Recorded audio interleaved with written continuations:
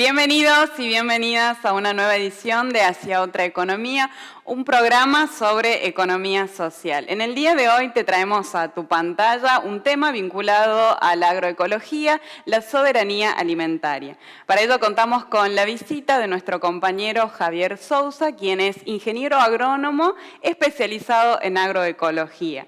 Para el cierre, como siempre, tenemos la visita de la gente de Árbol Sagrado, pero antes vamos a ver nuestro informe inicial y enseguida regresamos. La soberanía alimentaria es el derecho que tienen los pueblos a decidir sobre su sistema alimentario, a consumir alimentos sanos, accesibles, producidos de manera natural, sin agregados químicos y bajo una producción sostenible que no atente contra la naturaleza. En la actualidad, en nuestro país y en los territorios de Latinoamérica, se han transformado los procesos de la producción de alimentos, cambiando una agricultura tradicional por la agroindustria. Esta nueva industria agrícola utiliza distintos agrotóxicos y agroquímicos.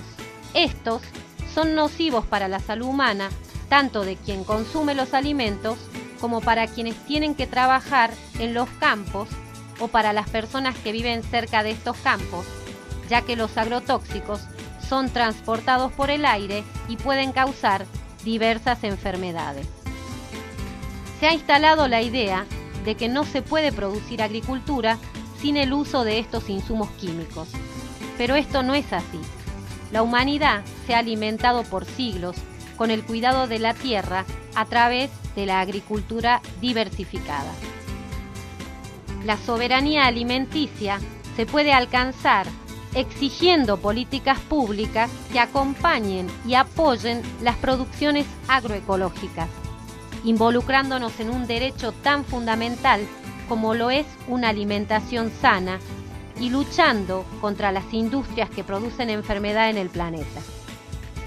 Los consumidores somos los responsables de buscar mercados o productores locales para poder adquirir productos agroecológicos.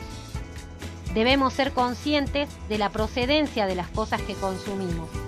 Debemos exigir formas de producción amigables con el planeta y con la vida.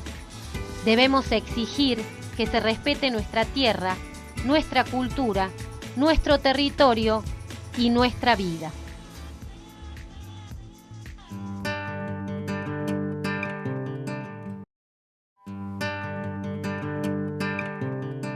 Y así pasado nuestro informe inicial, nos encontramos con el compañero Javier Sousa, Javier ingeniero agrónomo, integrante de Maela, de Raspal, profesor en la UBA. ¿Cómo estás, Javier? Bienvenido. Bien, muy bien. Bueno, me alegro viaje, mucho. pero acá estamos. Pero, no sé, mirá, no voy a decir nada porque después me retan acá, porque ya no tengo que decir dónde venís. ¿Dónde está? Contanos un poquito. Estuvimos en Medanitos trabajando, haciendo algunos talleres en Tatón también, y pero bien, contento de estar acá con vos y poder compartir lo que sabemos y algunas experiencias en torno a la soberanía alimentaria. Cerquita entonces, no bien. Tan lejos. Bien. Contanos, ya que hablaste, ya presentaste el programa del día de hoy, contanos qué es la soberanía alimentaria. Mira, en principio la soberanía alimentaria se toma como un derecho, ¿no? Es un derecho de las familias, los individuos, las comunidades, los países, un derecho de decidir, ¿no?, sobre cómo producimos nuestros alimentos, cómo los procesamos, cómo los repartimos, cómo comemos, ¿no? Es un derecho cuya consecución, cuya poder de poder alcanzarlo muchas veces, y lo sabemos, resulta difícil. En principio a mí me gustaría contar que hay 4 dimensiones en la soberanía alimentaria, ¿no? Una dimensión es la producción de los alimentos, derecho de los países es decir qué producimos, cómo los producimos, si producimos trigo, cereales, oleaginosas, árboles frutales, arroz. El segundo tiene que ver con la calidad de los alimentos, ¿no? Y ahí nos introduce sobre todo en Argentina, donde es el tercer país productor de transgénicos, un gran país que utiliza altísima cantidad de plaguicidas, 400 millones de litros por año. La calidad de los alimentos está en jaque. La tercera dimensión tiene que ver con el acceso a los alimentos, ¿no? Y tiene que ver en las áreas rurales con el acceso a la tierra, el acceso al agua, que permiten producir los alimentos, y en las áreas urbanas el tener el dinero, salario o relacionarse de alguna otra manera con los productores para alcanzar este alimento. Y la tercera es la continuidad, ¿no? En el acceso a la alimentación. Continuidad que tiene que ver en muchos casos con el acceso, el dinero para poder pagar el alimento, o en muchos casos el acceso a los alimentos cuando se entregan, o a los planes sociales. Entonces, pensar en la soberanía alimentaria como con 4 dimensiones que se relacionan: la producción de los alimentos, la calidad de los alimentos, algo que está en jaque en Argentina hoy, el acceso a los alimentos y la continuidad en el acceso. Fíjate que no es solamente decidir qué comemos, cómo comemos, sino qué estamos comiendo, cómo procesamos, cómo producimos, cómo accedemos, cómo repartimos, cómo intercambiamos estos alimentos. Exacto, y ahí se plantea un gran desafío. Hay un gran desafío. ¿Cómo hacemos para ponerlo en práctica? ¿No? Yo creo que hoy alrededor del mundo hay todo un degradé en las posibilidades de acceder a los alimentos de aquellos países que a lo mejor tienen, en algunos casos desde tiempos inmemoriales, acceso a los alimentos, con calidad en los alimentos. Esto implica también acceso a los bienes naturales, y otros países donde, como yo decía hoy, la soberanía alimentaria está en un proceso decadente, o sea, no se accede a los alimentos, o si se accede a alimentos de baja calidad, ¿no? Cuando decimos baja calidad podemos decir o alimentos que tienen transgénicos, que tienen alta cantidad de plaguicidas, o que son ricos en grasas y en azúcares, pero pobres en vitaminas y en proteínas.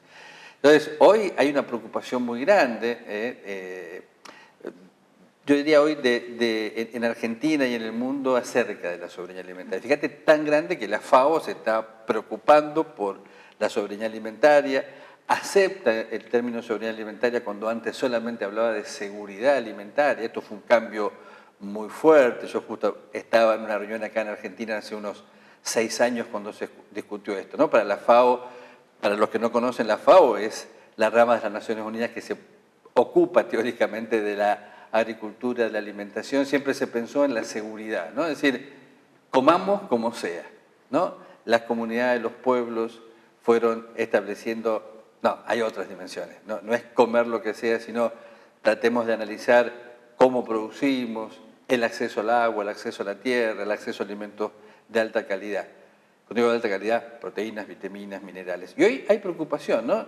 Muchas veces en los sectores medio y alto porque, bueno, quieren comer mejor, a veces tienen la posibilidad de pagar por un alimento que sea más rico en minerales, vitaminas, que no tenga plaguicidas. Los sectores medios y bajos muy preocupados por la calidad de lo que se está comiendo, ¿no? Alimentos por ahí que llenen, ¿no? Que son ricos muchas veces en grasas, y hidratos de carbono, pero muy pobres en proteínas, que también esto afecta a la salud. ¿Se puede, digamos, alcanzar la soberanía alimentaria en las familias, en las comunidades, en los países? Sí. Y hay como distintos niveles ahí de toma de decisiones, ¿no? Decisiones políticas de los países para que se acceda al agua, se acceda a un buen salario, ¿no? Yo a veces digo como que hay 2 miradas. Si miramos al sector más rural, acceso al agua, acceso a la tierra, que permitan la producción, incluso que permitan la comercialización adecuada. Si hablamos de los sectores más urbanos, o pensamos algunas veces la autoproducción, por lo menos una parte de los alimentos, pero también pensar en acceso a un salario, ¿no? Y a un trabajo seguro que permita a lo largo del tiempo tener la posibilidad de acceder a alimentos de probada calidad. Muchas gracias, Javier. Ahora nos vamos a un corte y ya seguimos. No te muevas de ahí porque enseguida regresamos.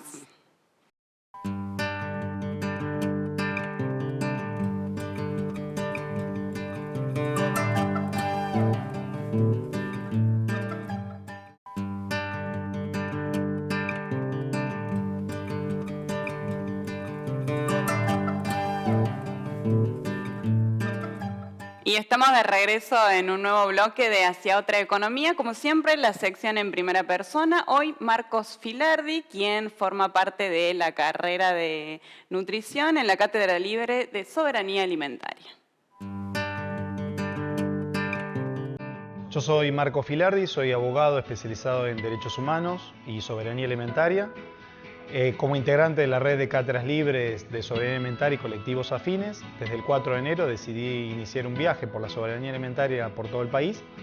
Por un lado, para documentar en los territorios las distintas violaciones a los derechos humanos que está generando el sistema alimentario dominante, y al mismo tiempo quise salir al rescate, a la visibilización y al enlace en red de todas las experiencias de soberanía alimentaria que ya se están dando a lo largo y ancho del país. Bueno, en el viaje nos proponíamos por un lado tener un componente de denuncia, de documentar las consecuencias negativas de las violaciones, pero sobre todo y fundamentalmente lo que queríamos era mostrar lo que ya se está dando como respuesta a ese modelo dominante en todo el territorio.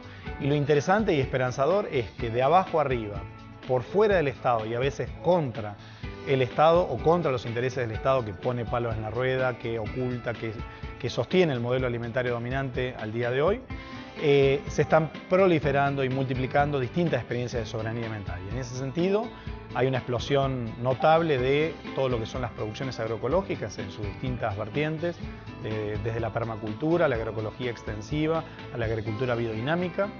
Hay un fenómeno muy interesante que es la migración de jóvenes de las ciudades al campo, jóvenes que optan por irse al campo, son los que se llaman los neoruralistas o neocampesinos, jóvenes formados en las ciudades, muchos de ellos universitarios o con títulos de posgrado, que deciden ir a trabajar la tierra y, por supuesto, en esa decisión de ir al campo y de trabajar la tierra, no quieren saber nada con las semillas genéticamente modificadas, no quieren saber nada con los agrotóxicos, sino que quieren hacer un aporte desde la agroecología a la producción sana de alimentos para abastecimiento local. Sin duda, la soberanía alimentaria se erige como un verdadero paradigma alternativo y opuesto, por supuesto, al modelo alimentario dominante, y que realmente es un camino hacia lo que nosotros llamamos el buen vivir.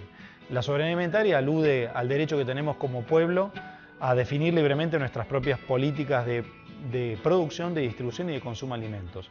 Pero no solamente se queda en esa formulación, sino que tiene un contenido programático, político, concreto, y que aboga por, primero, la reforma agraria integral para que haya tierra para producir y que haya agricultura con agricultores y que no se sigan vaciando los territorios como se vienen vaciando. Lo segundo es que hay una forma de producir alimentos en armonía con la naturaleza y el ser humano, que es la agroecología, que está demostrando que es posible y que está generando incluso excelentes rendes, mejores rindes que el sistema convencional sin sus externalidades negativas así llamadas. Que existe otra manera de distribuir los alimentos en la sociedad que genera una cadena de valor mucho más justa para todos los actores involucrados, que es acercar al productor con el consumidor a través de cadenas cortas de abastecimiento, es decir, producción local para abastecimiento local de alimentos. Y que la alimentación finalmente no es una mercancía más, librada a los juegos del mercado, de la libre oferta y demanda, sino que es un derecho humano, y si la alimentación es un derecho humano, todos y cada uno de nosotros tenemos que tener acceso a esa alimentación, y el Estado, en definitiva, tiene que ser el garante de la disponibilidad, la accesibilidad, la adecuación y la sustentabilidad de todo este sistema alimentario. Estas características solamente pueden darse a través de la soberanía alimentaria, por lo cual, digamos, lo que está demostrando la lucha por la soberanía alimentaria en todo el país es que hay otra manera de producir, distribuir y consumir los alimentos que nos va a llevar a la postre a vivir mejor de lo que estamos viviendo hoy. Y así pasaba la sección en primera persona. Seguimos con Javier. Javier, hablamos de soberanía alimentaria como un derecho. ¿Cómo hacemos o cómo nos afecta esa soberanía alimentaria, ese derecho, el avance en la modificación de la ley de semillas? Decíamos que la soberanía alimentaria tiene varias dimensiones, una la producción, otra tiene que ver con la calidad de los alimentos, ¿no? Y la base de la soberanía alimentaria es la producción a partir de las propias semillas que las comunidades, los productores han atesorado. Cuando decimos atesorado no quiere decir que han guardado, sino que han enriquecido permanentemente, ¿no? La semilla es algo vivo y la mejor forma que los productores tienen de enriquecerla es produciéndolas, intercambiándolas, que se vayan adaptando a los cambios que a lo mejor pueden pasar, por ejemplo, en el clima y otros aspectos. Hoy hay varias amenazas en torno a la semilla, ¿no? La primera, que me parece fundamental, es el acaparamiento de las semillas por parte de las empresas, sean argentinas, sean multinacionales. Otra tiene que ver con la contaminación de las semillas con el polen transgénico, como pasa con el maíz. Y la tercera tiene que ver con la ley de semillas, ¿no? La ley de semillas de Argentina, que viene del año 73 y que a lo largo de los últimos 25 años ha sufrido varios embates para que se modifique, ¿no? En principio para adaptar la ley argentina a los tratados de libre comercio, cuando Argentina ha intentado sola o con el Mercosur hacer tratados de libre comercio con otros países. Y en los últimos 6, 7 años, ya en el gobierno anterior, de Cristina Kirchner, ahora con el gobierno de Macri, aparecen en el foro de discusiones, que es el Congreso Nacional, leyes que tienen que ver con determinar claramente una apropiación de las semillas. Básicamente, la prohibición de los productores de guardar su propia semilla para las próximas siembras, ¿no?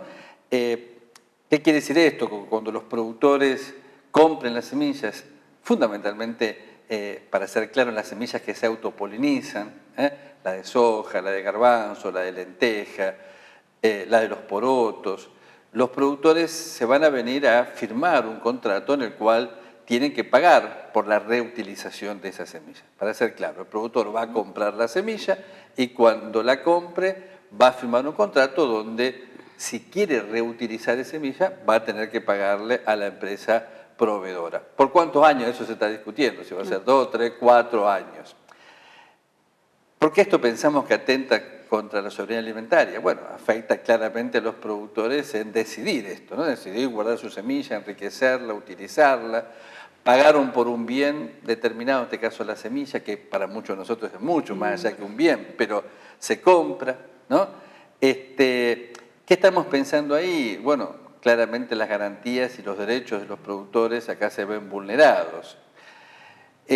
¿Cuáles son los cambios que vimos en estos 6 años en Argentina? Bueno, por la presión de los grupos de productores, las ONG, las redes, se fueron introduciendo cambios, ¿no? Por ejemplo, la excepción de algunos productores, sobre todo lo que se llama productores familiares. En los últimos cambios que se hicieron en la ley, algo que tampoco estamos de acuerdo de los grupos y organizaciones sociales, es que el pago que haga el productor por el reuso de la semilla sea descontado del impuesto a las ganancias. Esto implica una transferencia de ingresos claramente del Estado y de todos los contribuyentes hacia las empresas transnacionales, ¿no? Entonces, para ser claro, ¿qué implica la nueva ley de semilla? Por un lado, en el corto plazo, que los productores y productoras no van a poder guardar la semilla que compraron, ¿no? Esto que es un atentado económico, social, va en contra de los derechos de los productores y las productoras. Segundo, implica una transferencia de ingresos de claramente la población hacia las empresas. Y tercero, como vos planteabas, ¿no? El tema de la soberanía alimentaria nos afecta por varios puntos. Primero, digamos, las empresas se están apoderando de las semillas, sea con esta ley, sea con otras que se están proponiendo que van al patentamiento. Fíjate que en Argentina no se puede patentar seres vivos, pero ya hay muchas empresas, científicos que están buscando patentar. Para ser claro, esta ley no habla del patentamiento, claro, pero abre la puerta a que pensemos en un patentamiento. Y anularía lo que es la soberanía. Y ahí, claramente la soberanía alimentaria, este derecho que tenemos los individuos, las comunidades, los países, de decidir qué, cómo y cuánto comemos, tendría la imposibilidad de alcanzarse a partir de la base. La base de toda la alimentación es la semilla. Los esquejes, los rizomas. En este caso, la semilla es la base de nuestra alimentación, porque si no se siembra, no se producen alimentos, no se transforma y no comemos. Vos y yo no comeríamos si alguien hace decenas de años, o por empezar milenios, no empezó a guardar semillas de maíz que hoy tenemos. Que esa es otra de las cosas interesantes plantear, ¿no? Las semillas de maíz que hoy estamos comiendo tienen que ver con semillas que los productores y productoras vinieron guardando de siglos atrás y cuyos genes se fueron intercambiando y fueron determinando hoy que tengamos una altísima variabilidad. El otro día en un taller nos me decían, Argentina no es centro de origen del maíz, por ejemplo, sí México, pero Argentina es un centro secundario de razas, y hay 57 razas de maíz autóctonas de Argentina, ¿no? Que están en peligro. ¿Por qué? Por las leyes y están en peligro por el maíz transgénico. Digo, pensemos, sobre todo los que nos están mirando, que son habitantes de zonas urbanas, donde muchas veces no sabemos, vemos nuestro plato de comida, de dónde viene, que viene de un productor, de una productora, que sembró, que regó, que cuidó su cultivo, pero que la semilla es la base y que todo lo que comemos deviene de productores y productoras, campesinos, de los pueblos originarios que fueron mejorando estas semillas. Claramente esta ley desconoce esto, ¿no? La empresa es la que va a cobrar los derechos y, si vamos solamente en términos económicos, todos estos productores que hicieron un gran esfuerzo no solamente ven su derecho vulnerado de no poder guardar, sino que tampoco van a tener ningún beneficio económico. Un placer, Javier. La verdad que podríamos extendernos muchísimo, pero teníamos poquito tiempo. Muchas gracias por acompañarnos, gracias por tu tiempo. A vos también te digo gracias por estar del otro lado como en cada encuentro. Ahora te dejo con la gente de Árbol Sagrado. Hasta la próxima.